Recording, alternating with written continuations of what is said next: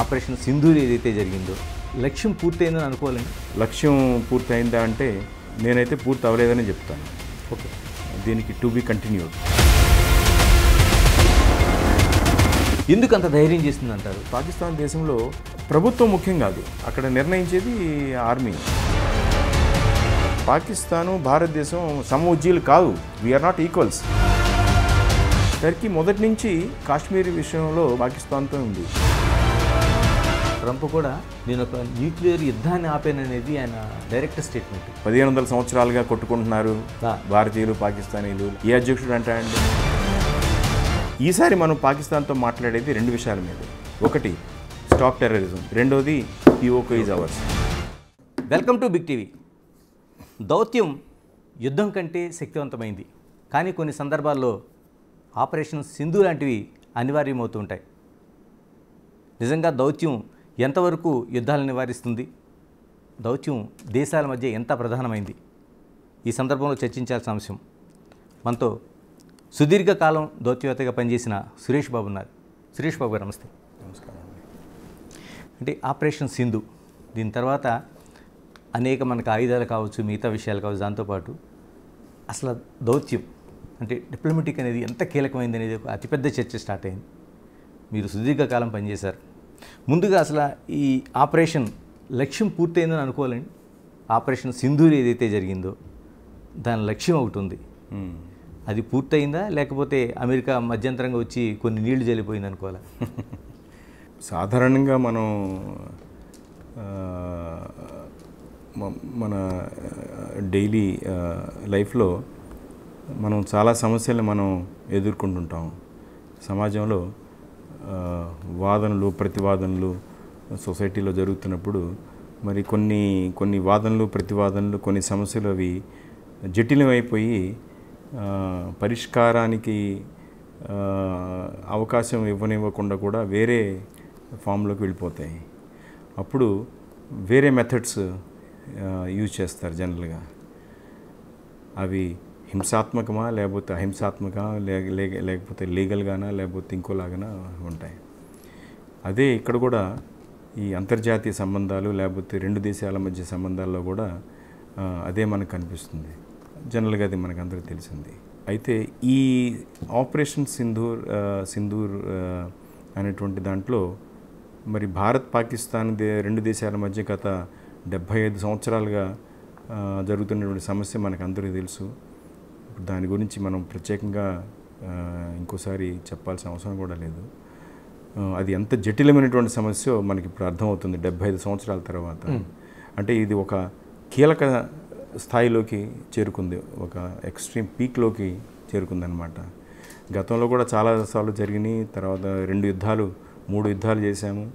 అయితే ఏ అంశం చుట్టూ ఈ రెండు దేశాల మధ్య ఉద్రిక్తత ఏర్పడిందో ఆ అంశము మరి ఇప్పుడు ఈరోజు ఒక్క మన ఈ రీజియన్లోనే కాదు, మొత్తం యాక్చువల్గా గ్లోబల్గా కూడా అది చాలా ఫ్లాష్ పాయింట్ లాగా మారిపోయింది. కాశ్మీర్ అనేటువంటి రీజను ఈరోజు మిలిటరీ పరంగా లేకపోతే రాజకీయ పరంగా అది చాలా కీలకమైనటువంటి ఒక ప్రదేశంగా మారింది ప్రపంచ రాజకీయాల్లో. అందులో భాగంగానే ఇప్పుడు ఈ మిషన్ జరిగింది. ఇప్పుడు మిషన్ ప్రస్తుతం మన భారత సైన్యం భారత ప్రభుత్వం దీన్ని చేపట్టింది. లక్ష్యం పూర్తయిందా అంటే నేనైతే పూర్తి అవ్వలేదని చెప్తాను. ఓకే, దీనికి టు బి కంటిన్యూడ్. అంటే ఉగ్రవాదం అనేటువంటిది మనకి ఎప్పుడు మనం మొదటి నుంచి పాకిస్తాన్ అంటే మనం ముఖ్యంగా ఉగ్రవాదం గురించి మనం ఆలోచిస్తాం. ఎందుకంటే పాకిస్తాన్ వైపు నుంచి కాశ్మీర్లో ఎప్పుడైతే 47 తర్వాత కాశ్మీరు సమస్య ఏర్పడిందో అప్పటి నుంచి గత కొంతకాలం ఒక 3-4 దశాబ్దాలు ఎటువంటి శాంతియుతంగానే ఇటు మన కాశ్మీర్లో జమ్మూ అండ్ కాశ్మీర్లో అటువైపు పాకిస్తాన్ ఆక్యుపై చేసినటువంటి కాశ్మీర్లో కూడా అందరూ కాశ్మీరీ వాళ్ళే ఉన్నారు. అయితే 80వ దశకు నుంచి ఈ ఉగ్రవాదం ద్వారానే ఈ సమస్యను పరిష్కారం చేయాలనేటువంటి ఒక రాజకీయ విధానాన్ని అప్పటి పాకిస్తాన్ ప్రభుత్వం దాన్ని అడాప్ట్ చేసుకుంది. అదే విధానాన్ని ఒక కీలకమైనటువంటి విధానంగా సక్సెసివ్ ప్రభుత్వాలందరూ వాళ్ళు ఎవరున్నా సరే అధ్యక్షుడిగా ప్రధానమంత్రిగా ఏ ప్రభుత్వం ఉన్నప్పటికీ వాళ్ళు దాన్నే కొనసాగిస్తూ వస్తున్నారు.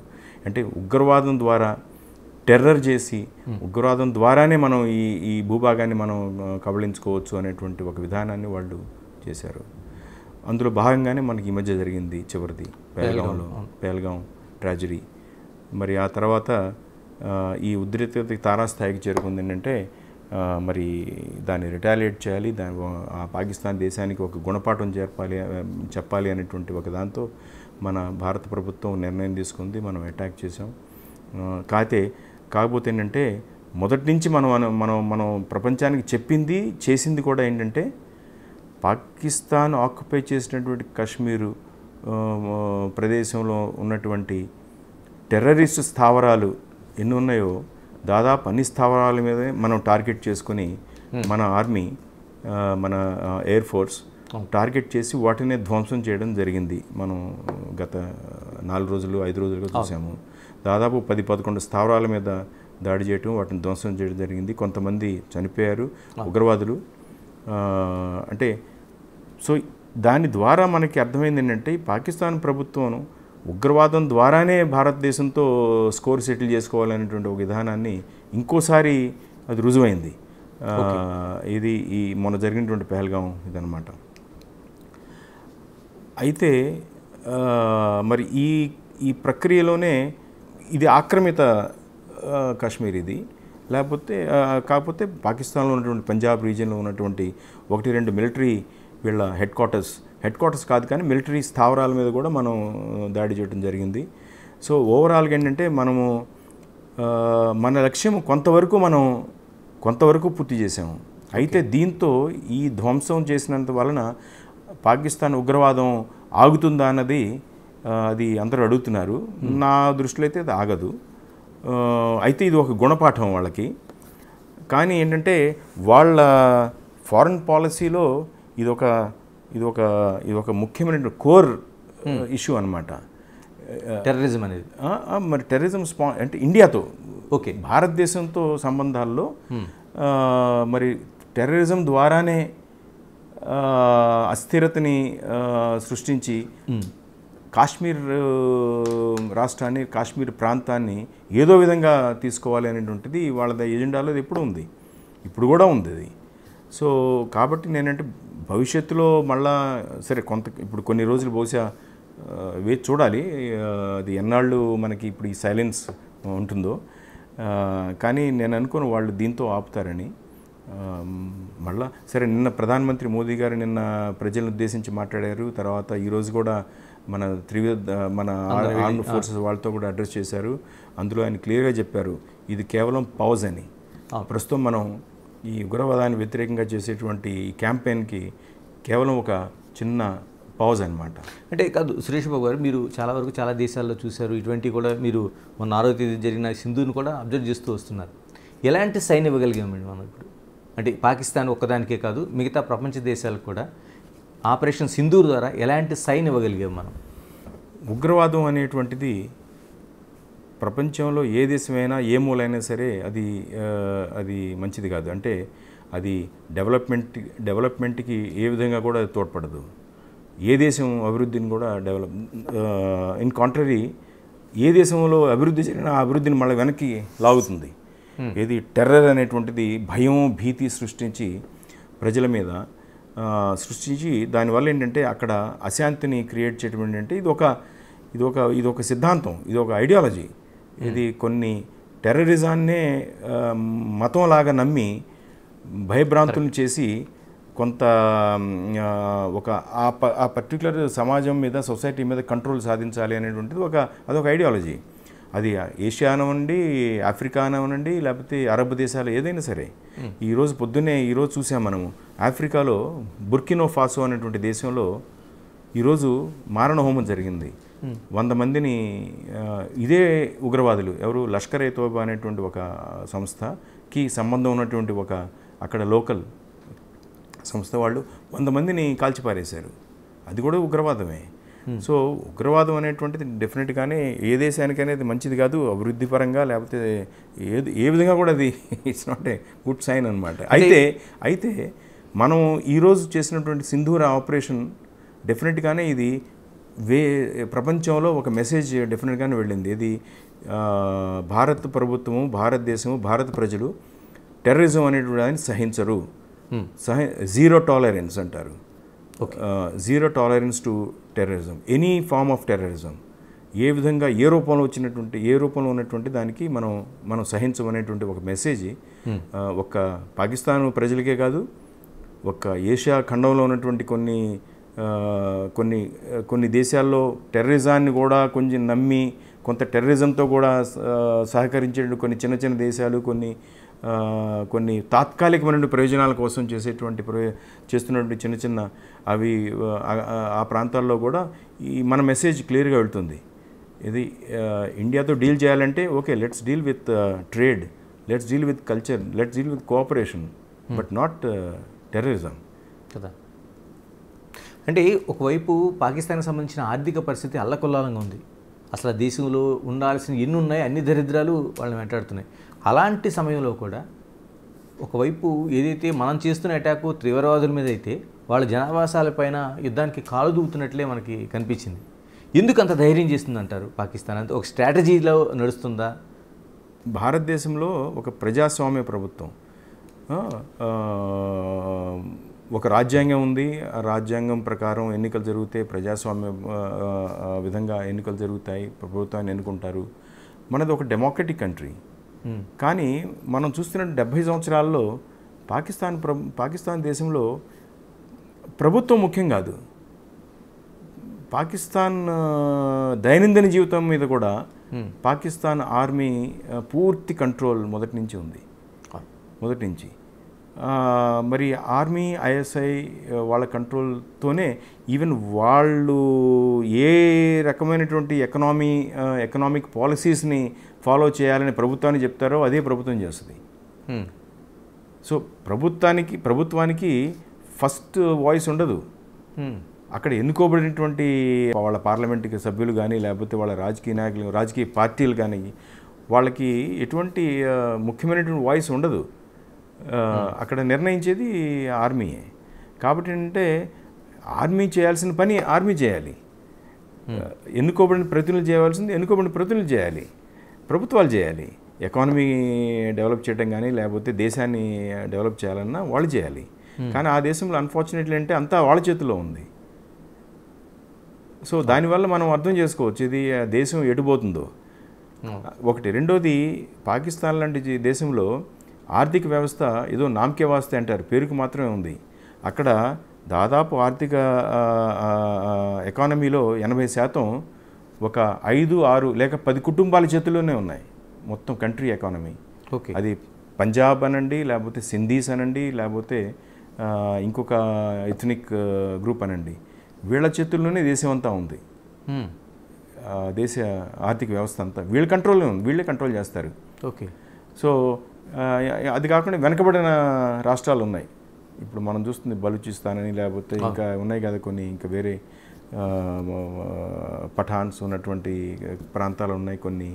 సో బేసికల్గా ఏంటంటే ఈ 10 కుటుంబాలు కంట్రోల్ చేసే ఎకానమీ, మనం దాని ఎకానమీ అనం, దాని ఏదో ఒక ట్రైబల్ ఎకానమీ అంటాం అంతే. సో మనం ఇంకా అటువంటి దేశంలో మనం వాట్ డూ వి ఎక్స్పెక్ట్, మనం ఏం ఎక్స్పెక్ట్ చేస్తాం? ఇప్పుడు మీరు అన్నదానికి కూడా మన what kind of economy that we talk about. అంటే మరోవైపు అండి, ఇది ఆపరేషన్ జరుగుతున్న సమయంలో అటు చైనా కావచ్చు లేకపోతే టర్కీ కావచ్చు, అంటే మన సహాయాన్ని చాలా వరకు మనం టర్కీకి చాలా సందర్భాల్లో చేసాం మనం. అలాంటిది కూడా ఈ ఆపరేషన్ సింధూర్లో చైనా ప్రత్యేకంగా ఎలా చూడాల్సిన అవసరం ఉందండి? అంటే చైనా మీకు తెలుసు, అందరికీ తెలుసు, ప్రస్తుతం ఈ ఏషియా ఖండంలో ఉన్నటువంటి దేశాల్లో అసలు చైనా దేశము పాకిస్తాన్కి మొదటి నుంచి చాలా క్లోజ్గా ఉన్నటువంటి మిత్రదేశం. మొదటి నుంచి స్ట్రాటజిక్ పార్ట్నర్ అంటారు వాళ్ళు. ఓకే. సో ఒక వ్యూహాత్మక మిత్రుడు అంటారు. సో మరి దాన్ని ఎలా చూస్తామంటే జియో పాలిటిక్స్లో, ఎందుకంటే భారతదేశం అనేటువంటిది చైనాకి ఒక కాంపిటీటర్ ఏషియా ఖండంలో కానీ లేకపోతే ప్రపంచ రాజకీయాలు, ముఖ్యంగా ఈ ఖండ రాజకీయాల్లో. ఓకే. సో ఎందుకంటే ఇండియా కూడా చాలా, India is emerging economy, fast growing economy మనది. తో అది మరి మనకిను పాకిస్తాన్కి మొదటి నుంచి సంబంధాలు దాదాపు స్ట్రెయిన్డ్ రిలేషన్సే మనకి. వేరస్ చైనాకి మనకి కూడా అటువంటి రిలేషన్సే ఉన్నాయి. ఒక కాంపిటేటివ్ రిలేషన్షిప్, దానికంటే కొంచెం ఎక్కువ చెప్పచ్చు. కాంపిటేటివ్ కంటే ఈవెన్ కొంతవరకు రాజకీయంగా కన్ఫ్రంటేషన్లు కాకపోయినప్పటికీ డెఫినెట్గానే ఎవరిది పై చేయి, ఈ రీజియన్లో ఎవరిది పై చేయి అనేటువంటి ఒక భావన ఉన్నటువంటి దేశం. సో డెఫినెట్గానే మరి ఇప్పుడు జరుగుతున్న పరిస్థితుల్లో జియో పొలిటికల్ ఇప్పుడు ఈ గేమ్లో డెఫినెట్గానే చైనా పాకిస్తాన్కి ఓపెన్గా అంటే ఈరోజు చేయట్లేదు, మొదటి నుంచి ఎప్పటి నుంచి చేసుకుంటూ వచ్చింది. దాని సైనిక వ్యవస్థను కానీ లేకపోతే ఆయుధాలు సమకూర్చి కానీ లేటెస్ట్ ఆధునిక టెక్నాలజీ బేస్డ్ ఆర్మ్స్ ఇచ్చి కూడా సపోర్ట్ చేస్తుంది. ఇది 4 రోజుల క్రితం చూసాము. అవును, కొన్ని పాకిస్తాన్ చైనాలో తయారు చేసినటువంటి ఫైటర్ క్రాఫ్ట్స్ మరి అవి వాటి పెర్ఫార్మెన్స్ కూడా మనకి కొన్ని మీడియా సంస్థల్లో, మీడియా సోర్సెస్ ద్వారా మనకు తెలుస్తుంది వాటి సుప్రీమసీ కూడా. వేరేస్ టర్కీ మొదటి నుంచి మనకి కాశ్మీర్ విషయంలో మొదటి నుంచి పాకిస్తాన్తో ఉంది. అది మీరు ముఖ్యంగా ఈ ఎర్డోగాన్, ఇప్పుడు ఉన్నటువంటి టర్కిష్ నాయకుడు ఎర్డోగాన్ ఉన్నాడు కదా, మరి ఆయన దాని ఏంటంటే దీన్ని ఒక మతపరంగా దీనికి ఒక మతపరమైన రంగు పూసి కాశ్మీర్కి మద్దతు ఇస్తూ, అలాగే ఇది ఒక ఇస్లామిక్ కంట్రీ కాబట్టి దానికి అక్కడ వేరే రాజకీయం ఉంది. అదేంటంటే ఆర్గనైజేషన్ ఆఫ్ ఇస్లామిక్ కాన్ఫరెన్స్ అని ఒకటి ఉంది, అంతర్జాతీయ ఇస్లామిక్ కాన్ఫరెన్స్ ఒకటి ఉంది. అందులో ఏంటంటే అన్ని ముస్లిం దేశాలు అందులో మెంబర్స్. అయితే ఈ ఆర్గనైజేషన్లో ఈ ముస్లిం కంట్రీస్ అన్నీ అందులో మెంబర్స్. అయితే వాళ్ళకి మళ్ళీ చాలా విరుద్ధమైనటువంటి పోకడలు ఉన్నాయి. సౌదీ అరేబియా అంటే టర్కీకి పడదు, టర్కీ అంటే సౌదీ అరేబియా పడదు. అలాగే అంటే వాళ్ళ కాంపిటీషన్ కూడా ఉందన్నమాట. సో అందులో ఏంటంటే ఈ టర్కీ అనేటువంటిది ఈ ఓఐసీలో మొత్తం ముస్లిం వరల్డ్ మీద నాయకత్వం వహించాలి అనేటువంటి ఒక భావంతో అది పనిచేస్తుంది. అయితే లేదు, నువ్వు కాదు, సౌదీ అరేబియా నేను అసలు ముస్లిం మొత్తం ఈ ప్రపంచానికి నాయకుడిని అనేటువంటి ఒక మెసేజ్ ఒక రాజకీయ పోకడ అది చేస్తుంది అనమాట. సో వాటిల్లో వాళ్ళకు కూడా చాలా కాంపిటీషన్ ఉంది. కానీ ఇందులో ఏంటంటే కాశ్మీర్ విషయం వచ్చినప్పటికీ కేవలము ఇస్లామిక్ స్టేట్ కాబట్టి పాకిస్తాన్కి ఇది మొదటి నుంచి సపోర్ట్ చేస్తూ వచ్చింది. నిన్న జరిగినటువంటి ఈ 4 రోజుల దాంట్లో కూడా కొన్ని పత్రికా దాని ఏమంటారు సాధనాల్లో టర్కీ నుంచి డ్రోన్స్, టర్కీ నుంచి కొన్ని ఆయుధాలు వచ్చినాయి అని, వచ్చిన డ్రోన్స్ అన్ని కూడా టర్కీ మేడ్ అవన్నీ డ్రోన్స్ అన్ని అన్నారు. మరి అది సహాయం ఓపెన్గా అవి సపోర్ట్ చేసినాయి. చైనా ఈ మధ్య ఇవ్వలేదు, బట్ ఇంతకుముందు ఆల్రెడీ ఆర్మ్ చేసి పెట్టింది. ఆ మిసైల్స్ కనిపించినాయి కదా, PL-15 అనేటువంటి మిసైల్, లేకపోతే PL-10 అనేటువంటి జెట్ ఎయిర్ క్రాఫ్ట్ కనిపించినాయి కదా.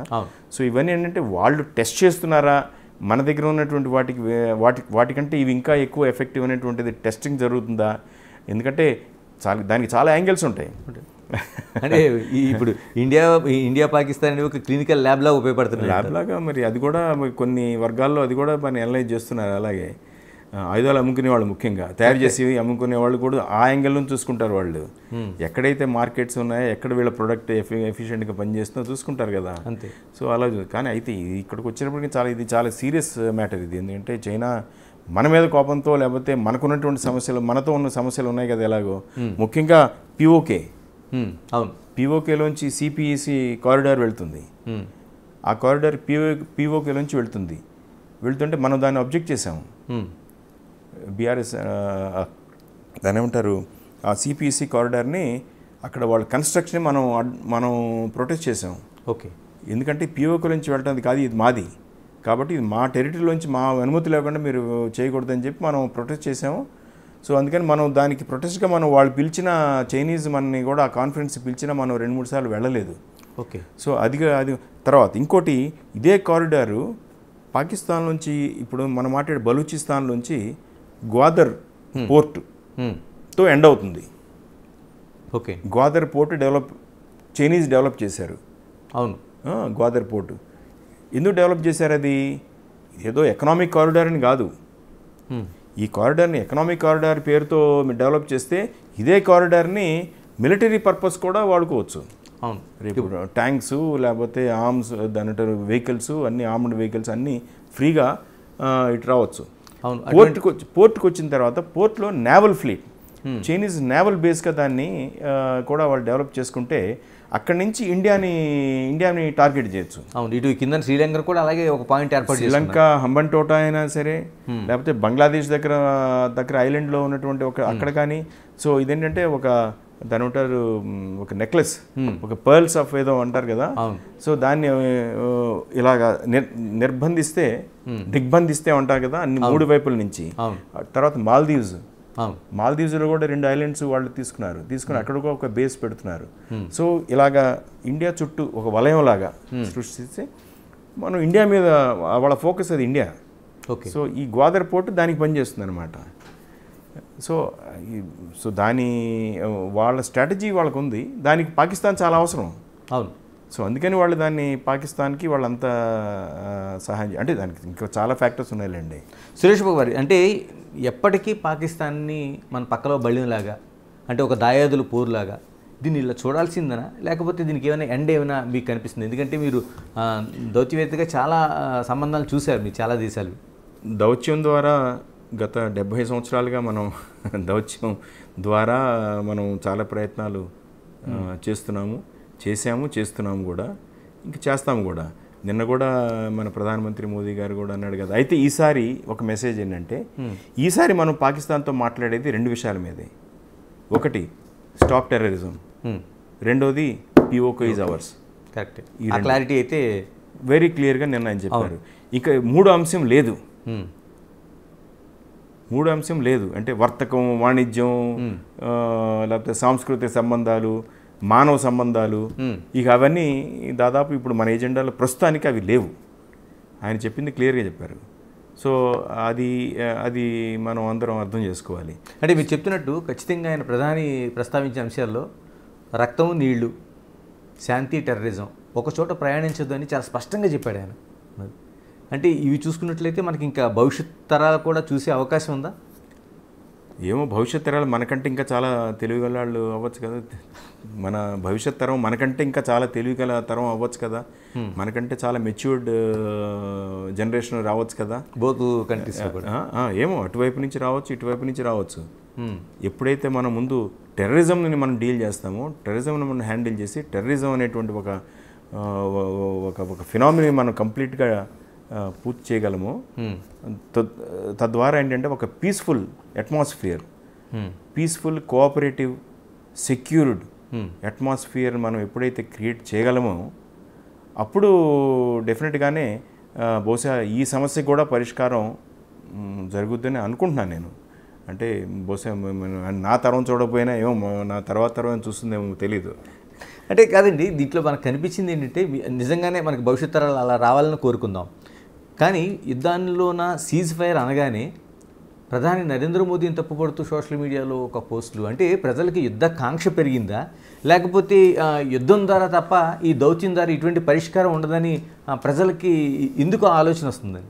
రియాలిటీ కంటే కొంచెం ఎమోషన్స్ వాటిని అధిగమిస్తాయి. సో అదేంటంటే, సరే మీరు అంటే ట్రోలింగ్ సోషల్ మీడియాలో జరిగింది. ఎందుకంటే ఇప్పుడు అన్ని విధాలుగా సమస్య ఇది. యుద్ధం చేయకపోతే ఎందుకు చేయట్లేదు అంటారు, చేసిన తర్వాత బాధేసిన తర్వాత ఎందుకు బాధారు, ఎందుకు ఆపారు బాధటం, చివరిదాకా బాధచ్చు కదా అని అంటారు. అదే వెంటనే వెనక్కి తీసుకెళ్ళిపోయారు చరిత్రలోకి. ఆ రోజున ఇందిరాగాంధీ ప్రధానమంత్రిగా ఉన్నప్పుడు ఆమె ఏం చేసిందండి, ఆ రోజు 65లో మనం లాహోర్ దాకా వెళ్ళిపోయాము, దాదాపు లాహోర్ సరిహద్దులోకి వెళ్ళిపోయి లాహోర్ అక్కడ టెస్ట్ వేసి కూర్చున్నాము.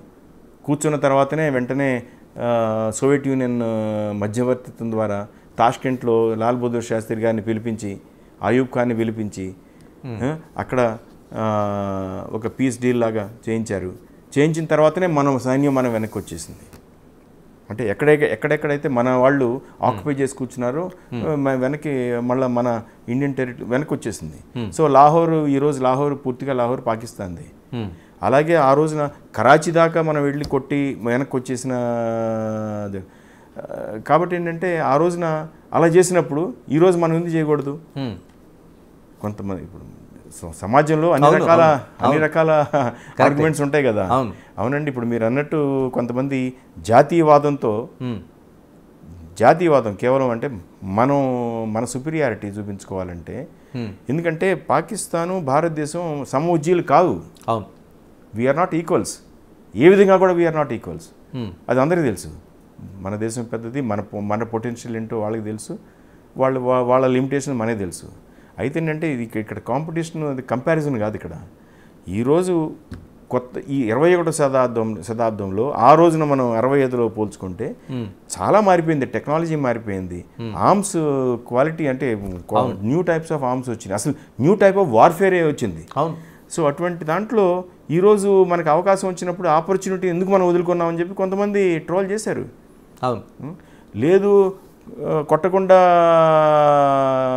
యుఎన్కి కంప్లైంట్, యునైటెడ్ నేషన్స్ కంప్లైంట్ చేసి, పెద్ద దేశాలకి కంప్లైంట్ చేసి, చూసారా పాకిస్తాన్ వాళ్ళు ఏం చేశారండి, కాశ్మీర్లో మా అమాయకులను కాల్చిపారేశారండి, కాబట్టి వాళ్ళ మీద చర్య తీసుకోవాలి, ఏది ఇంటర్నేషనల్ కమ్యూనిటీ మీరు వాళ్ళ మీద చర్య తీసుకోవాలి అని మనం వెళ్ళి అర్జీ పెట్టుకుంటే, అదేంటండి బాబు, మనం అంత పెద్ద దేశం అయ్యుండి వాళ్ళని నాలుగు కొట్టకుండా ఎక్కడికో పోయి ఏడిస్తే ఎలాగా, న్యూయార్క్ పోయి యూఎన్కి పోయి ఏడిస్తే ఎలాగా, కొట్టాలి, మన సామర్థ్యం చూపించాలా అని ఒకప్పుడు అన్నారు. ఇది మన్మోహన్ సింగ్ గారి టైంలో, ఆ వాజ్పేయి గారి టైంలో, లేదు మనం కొంత రిస్ట్రెంట్ చూపించి కొంత టాలరెన్స్ చూపించి మనం ఇంకోలాగా పాకిస్తాన్ మీద దాని బిగించాలి అనేటువంటి ఒక అప్రోచ్ ఉండింది. ఈరోజు ఉన్నటువంటి పరిస్థితుల్లో ఇంకోలాగా ట్రాల్ చేశారు. పోనీ కొట్టేసిన తర్వాత మళ్ళీ ఎందుకు సైన్ చేశారండి అన్నారు. అది ఎందుకు ఒప్పుకున్నారు? ఈ మిలిటరీ ఆపరేషన్ సింధూరాన్ని ఆపడానికి ఎందుకు ఒప్పుకున్నారు? సీజ్ ఫైర్ అన్న మాట మనం ఎప్పుడు వాడలేదు. మన దౌత్య మన విదేశాంగ మంత్రి కానీ, విదేశాంగ అధికారులు కానీ, లేకపోతే ఎవరు వాడలేదు. తాత్కాలికంగా నిలిపామన్నాం, టెంపరీగా ఆగాం, పౌజ్. అదే నిన్న పిఎం గారు కూడా అన్నారు కదా, పౌజ్ తీసుకున్నామని. ఒకవేళ కనుక మళ్ళా వాళ్ళు ఇప్పుడు మనం కొట్టాము, పహల్గామ్కి టిట్ ఫర్ టాట్ అన్నాం, ఒక 11 మందినో 15 మందినో చంపేశాము. కానీ చంపేసిన వాళ్ళు ఉగ్రవాదులు, ఏది ఆ రోజు కాల్చినటువంటి ఉగ్రవాదులు ఉన్నారా లేదా అనేది తెలియదు. చాలామంది అది కూడా అడుగుతున్నారు. అవునండి, కొట్టారు, బాగానే ఉంది. ఆ 5గురు ఏమైపోయారు, ఆ 6గురు ఏమైపోయారు? వాళ్ళని పట్టుకున్నారా? వాళ్ళని పట్టుకోకుండా వాడెవడో హఫీజ్ సయ్యదో, వాడి కుటుంబ సభ్యులు 11 మంది 10 మంది ఎంతమంది వాళ్ళని చంపేశారు. అది కాదు కదా, అది కూడా మన లక్ష్యమే. కానీ వీళ్ళని పట్టుకున్నారా అని కొంతమంది ట్రోలింగ్ చేస్తున్నారు. సో ఇటువంటి ట్రోలింగ్ అనేటువంటిది చాలా కామన్ అయిపోయింది కదండి. మీరు చెప్తున్న దాంట్లోన ఇప్పుడు యుద్ధ శైలి మారింది, ఆయుధాలు మారింది, న్యూక్లియర్ వెపన్స్ లాంటివి వచ్చినాయి. ఇన్ని వచ్చిన తర్వాత చిన్న దేశం పెద్ద దేశం అనే తేడా ఎక్కడ కనిపించకుండా అయిపోతుంది. అవును, ఇలాంటి టైంలో యుద్ధమే పరిష్కారం అవుతుందా? ఇది చాలా ముఖ్యమైనటువంటిది. ఎందుకంటే ముఖ్యంగా ఈ కాంటెక్స్ట్లో 2 దేశాలు న్యూక్లియర్ స్టేట్స్, ఇద్దరి దగ్గర న్యూక్లియర్ అణ్వాయుధాలు ఉన్నాయి, న్యూక్లియర్ వార్ హెడ్స్ ఉన్నాయి. ఎన్ని ఉన్నాయి అనేది వేరే సంగతి. మన దగ్గర ఎక్కువ ఉన్నాయి, వాళ్ళ దగ్గర తక్కువ ఉన్నాయి, అయితే ఉన్నాయి. వాళ్ళకు ఉన్నటువంటి న్యూక్లియర్ హెడ్స్తో వాళ్ళు మన 1-2 రాష్ట్రాల్లో దాడి చేస్తే దాని పర్యవసనాలు అసలు అన్ఇమాజినబుల్గా ఉంటాయి. కొన్ని లక్షల మంది నాశనం అవ్వచ్చు కూడా. కానీ అది పరిష్కారం కాదు. న్యూక్లియర్ ఆప్షన్ ఈజ్ నాట్ మనకి అది పరిష్కారం కానే కాదు. అది కేవలం డిటరెంట్, భయపెట్టడానికి మాత్రమే వాడేటువంటి ఒక ఇన్స్ట్రుమెంట్ అది. ఇది మా దగ్గర ఇది ఉన్నది, హద్దులు దాటద్దు, అది ఒకవేళ దాటితే దాని ఏమవుతుందో నీకు తెలుసు, నాకు తెలుసు అనేటువంటి ఒక విషయం అందరికీ అందరికీ తెలుసు. Nuclear option. So nuclear option అన్నది ఈ రెండు దేశాల మధ్య సమస్య పరిష్కారానికి అది ఆప్షన్ కానే కాదు. అయితే ఏంటంటే నిన్నో మొన్నో మనం విన్నాం, ఇది చిన్న న్యూక్లియర్ టెస్ట్ లాంటిదో ఏదో చేశారు, లేకపోతే ఏదో ప్రయోగించారు, అది ఊరికే ఒక మెసేజ్ ఇవ్వడానికి మనకి అని కూడా అన్నారు. అది కూడా ఎంతవరకు నిజం బహుశా వెరిఫై జరగలేదు అనుకుంటా. అంటే ట్రంప్ యుఎస్ ప్రెసిడెంట్ ట్రంప్ కూడా నేను ఒక న్యూక్లియర్ యుద్ధాన్ని ఆపాననేది ఆయన డైరెక్ట్ స్టేట్మెంట్. దాని మీద ఎక్కువ వ్యాఖ్యానించకపోతే మంచిది.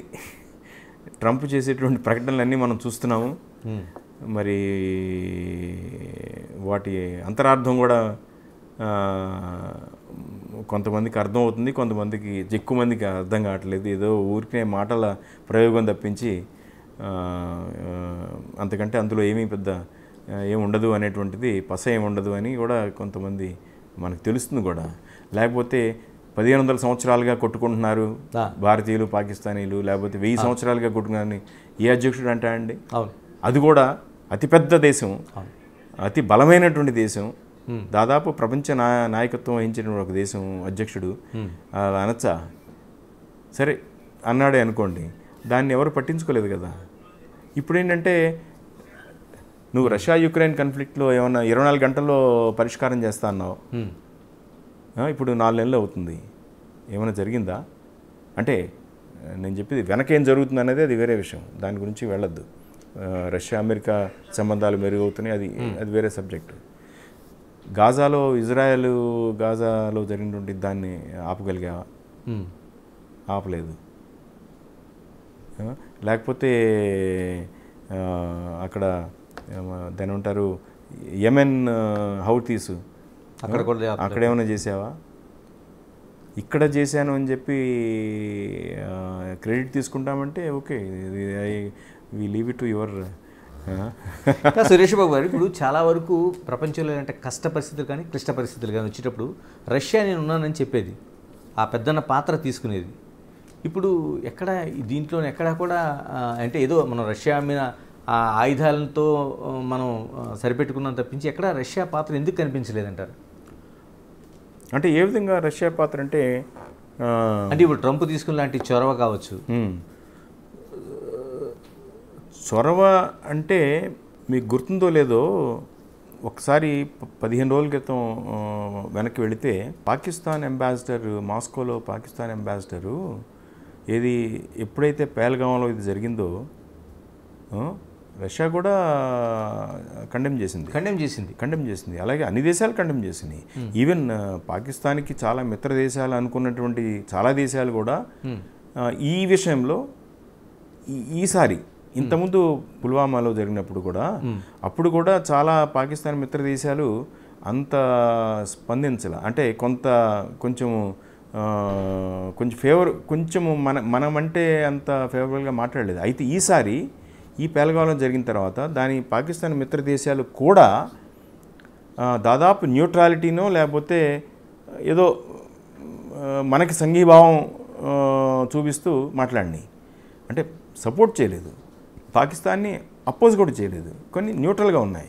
రష్యాలో ఏమైందంటే మాస్కోలో ఉన్నటువంటి పాకిస్తాన్ అంబాసిడరు ఈ పేల్గాంలో జరిగిన వెంటనే ఇది భారత ప్రభుత్వం అటాక్ చేయబోతుంది, ఇండియా అటాక్ చేయబోతుంది పాకిస్తాన్ అనేటువంటి దాములు వెంటనే ముందు రష్యన్ గవర్నమెంట్ని అప్రోచ్ అయ్యాడు, మీరు మీడియేట్ చేయాలి అని, మా ఇద్దరి మధ్య మీరే మీడియేట్ చేయాలి, ఎందుకంటే మీరు ఇండియాకి స్ట్రాటజిక్ పార్ట్నర్, మాతో కూడా మంచి రిలేషన్స్ ఉన్నాయని.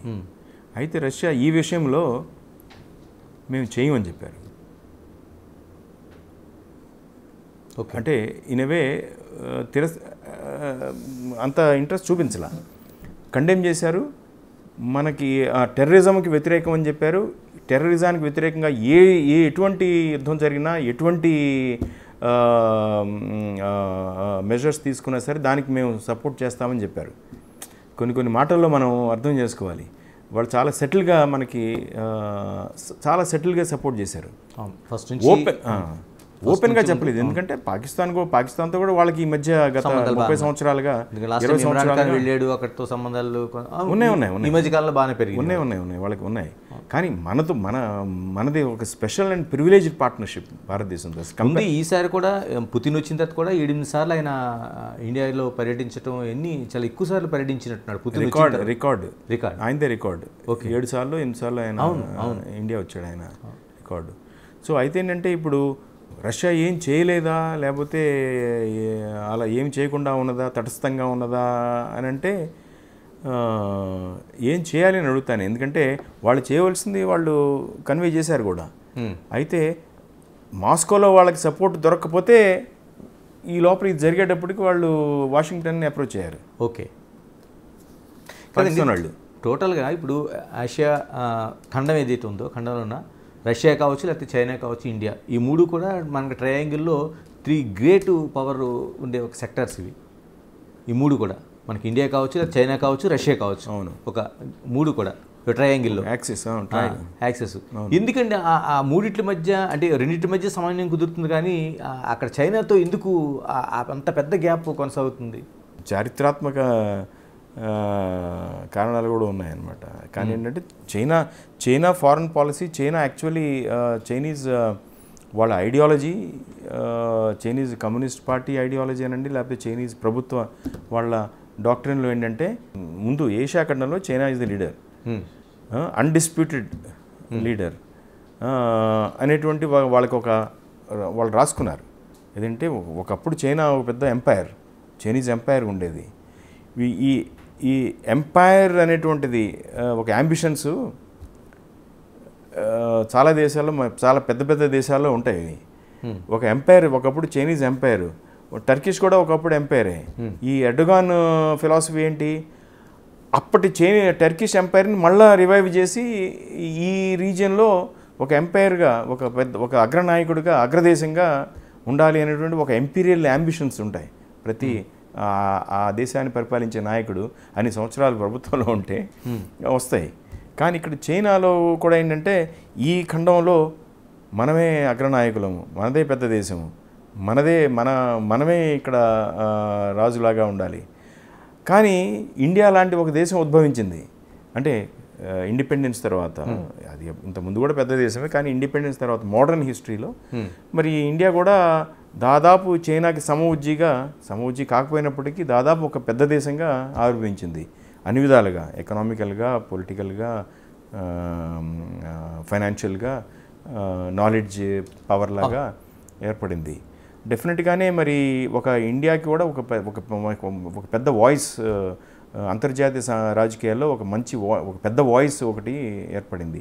డెఫినెట్గానే అది అటువంటి కాంపిటీటరు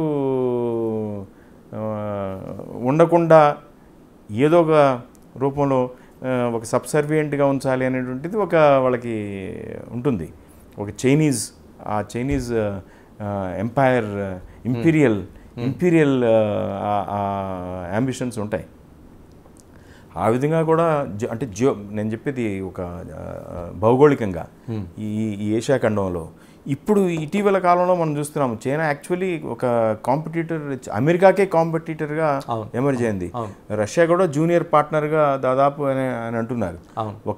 ఒక డిఫెన్స్ వైజ్ తప్పించి, లేకపోతే ఒక ఫ్యూయల్, దాని ఏమంటారు, ఎనర్జీ సప్లయర్గా తప్పించి అంతకంటే రష్యన్ ఎకానమీ చాలా చైనీస్ ఎకానమీతో పోల్చుకుంటే చాలా వెనుకున్నది అని అంటారు. అలాగే మరి చైనీస్ ఎకానమీ ఈరోజు చేతుల్లో ఎవరిది ఎకానమీ బలంగా ఉంటే వాళ్ళే ఈరోజు లీడర్. డిఫెన్స్ ఇవన్నీ తర్వాత వస్తాయి. డిఫెన్స్ కూడా దానిపైన ఆధారపడి ఉంటుంది. సో మరి ఒక పవర్ఫుల్ ఎకనామిక్ పవర్గా అది ఎమర్జ్ అయింది. డెఫినెట్గానే దాని అంబిషన్స్ ఉంటాయి. తర్వాత ఏమో చైనాతో బోర్డర్ ఇష్యూస్ ఉన్నాయి కదండి. 1962 మరి అప్పటి నుంచి మరి ఈ సరిహద్దు, ఎందుకంటే టెరిటోరియల్ అంబిషన్స్, చైనాకి టెరిటోరియల్ అంబిషన్స్ ఉన్నాయి. 76లోనో 75లోనో నాకు బాగా గుర్తండి, మావో ఇంకా ఉన్నప్పుడు అప్పటి చైనీస్ కమ్యూనిస్ట్ పార్టీ కాంగ్రెస్ జరిగినప్పుడు ఆ కాంగ్రెస్లో ఒక సీక్రెట్ మ్యాప్, ఒక సీక్రెట్ డాక్యుమెంట్ అది తర్వాత మావో చనిపోయిన తర్వాత కొంతకాలం డెంగ్ జియాపింగ్ వచ్చిన తర్వాత కొంత డెమోక్రటిక్గా అవుతున్నాము, కొంత ఓపెన్నెస్ జరుగుతున్నది అనేటువంటి ఒక చిన్న జరుగుతున్న సమయంలో అది ఒకటి లీక్ అయింది. ఆ మ్యాప్ మన ఇండియన్ మీడియాలో కూడా అప్పట్లో వచ్చింది. కానీ దాని మీద ఎక్కువ మంది అప్పుడు కూడా గమనించారు, కొంతమంది గమనించారు, కానీ అది ఎక్కువ ఇంపాక్ట్ చూపించలే. ఓకే. అందులో చైనీస్ దాని ఏమంటారు ఎంపైర్ అనేటువంటిది ఏషియాలో దాదాపు సగం ఏంటి మోర్ దాన్ హాఫ్ ఏషియా అంతా చైనాలో ఉన్నది అని. అందులో భాగంగా ఒరిస్సా రాష్ట్రం కూడా, ఒరిస్సా వరకు అది మా మ్యాప్లో, అంటే హిమాలయాలు దాటి ఒరిస్సా వరకు ఆ మ్యాప్లో ఉంది అని పాత డాక్యుమెంట్స్లో ఉండేది అనేటువంటి ఒక బిలీఫ్ ఉండేదన్నమాట. ఉన్నది అని ఆ రోజుల్లో చెప్పారు ఆ మ్యాప్. మరి ఆ మ్యాప్ని బట్టి చూస్తే తెలుస్తుంది వాళ్ళ యాంబిషన్ ఏంటో. అది ఎక్కడ మొత్తం వియత్నాం, ఈరోజు చూస్తున్నారు కదా వియత్నాం, సౌత్ చైనా సముద్రంలో వియత్నాంతో, మరి అదేంటి, అది కూడా ఈ యాంబిషన్స్లో ఒక భాగమే. తైవాన్ కూడా మరి చైనాలో ఒక భాగమే అని వాళ్ళు ఇప్పుడు చైనాని కూడా తైవాన్ ఎప్పుడు ఆక్యుపై చేయాలని చూస్తున్నారు కదా. అది కూడా ఒక ఫ్లాష్ పాయింట్ అవ్వబోతుంది ట్రంప్ ఉన్నప్పుడే. సార్ చివరిగా చెప్పండి, ఇప్పుడు ఒకవైపు మనకి పఠాన్కోట్ కావచ్చు, లేకపోతే పుల్వామా కావచ్చు, ఇప్పుడు పెహల్గాం కావచ్చు, అంతకుముందు మనకి కార్గిల్ కావచ్చు, 30 తీవ్రవాదుల దాడి జరుగుతుంది. ఇప్పుడు మనం ఆపరేషన్ సింధూర్ లాంటితో మనం ఒక అటాకే చేస్తున్నాం. కానీ యుద్ధం ఒకటే పరిష్కారం కాదు అంటే అది బలమైన దేశమైనా బలహీన దేశమైనా. ఎందుకంటే మనం ముందుగానే ఉక్రెయిన్ రష్యా యుద్ధం చూస్తున్నాం. 3 రోజుల్లో ముగిసిపోతుందని ఒక అంచనాలు వేసిన యుద్ధాన్ని 3 ఏళ్ళుగా కొనసాగుతుంది. ఏంటి చివరిగా చెప్పండి, అసలు ఎలాంటి పరిష్కారం ఉంటుంది? ఐ థింక్ గురువారం అనుకుంటా, నేను అనుకోవటం ఇస్తాంబుల్లో మొట్టమొదటిసారి Russia Ukraine face to face కూర్చుని మాట్లాడే అవకాశం ఉంది మొట్టమొదటిసారి. కానీ ఆ ఫేస్ టు ఫేస్ కూర్చుని మాట్లాడే వాళ్ళలో మరి పుటిన్ పర్సనల్గా వస్తాడా అన్నది ఇంకా తెలీదు. ఉక్రెయిన్ అధ్యక్షుడు అయితే ఒప్పుకున్నాడు రావడానికి. మాస్కో ఇంకా సైలెంట్గా ఉంది. ట్రంప్ చిన్న హింట్ వదిలాడు, ఒకవేళ అంటే పుటిన్ పేరు చెప్పలేదు, నాకు చాలా అవసరమైనటువంటి చాలా ఇంపార్టెంట్ ఎంగేజ్మెంట్స్ ఉన్నప్పటికీ బహుశా నేను I may also travel to Turkey అన్నాడు. ఓకే, వాళ్ళిద్దరి మధ్య కూర్చోడానికి అన్నాడు. మొట్టమొదటిసారి డైరెక్ట్ టాక్స్ ఏది 3 ఏళ్ల తర్వాత మొట్టమొదటిసారి జరిగిన యుద్ధం మొదలవ్వక ముందు జరిగినప్పుడు తర్వాత ఇప్పుడు మొట్టమొదటిసారి పుటిన్ ఒప్పుకున్నాడు. అంటే ఇవి చూసిన తర్వాత మీకేమనిపిస్తుంది ఈ భారత్ పాక్ల మధ్య అనేది? దాని ఇష్యూ ఏంటో చూద్దాం, అది ఏమవుతుందో చూద్దాం. ఫస్ట్ మీటింగ్ ఎలా ఉంటుందో దాని తర్వాత మనం మాట్లాడుకో, అప్పుడు యుద్ధమా దౌత్యం అనేది అప్పుడు నిర్ణయించవచ్చు అంటారు. అవునవును. Thank you sir, thank you very much. Thank you అండి. అంటే చాలా వరకు సమస్యల పరిష్కారానికి అది సరిహద్దులు కావచ్చు, టెర్రరిజం కావచ్చు, వీటికి దౌత్యమా యుద్ధమా అంటే వాటి ప్రశ్నకి కరెక్ట్ అయిన సమాధానం నిజంగానే కనిపించడం లేదు.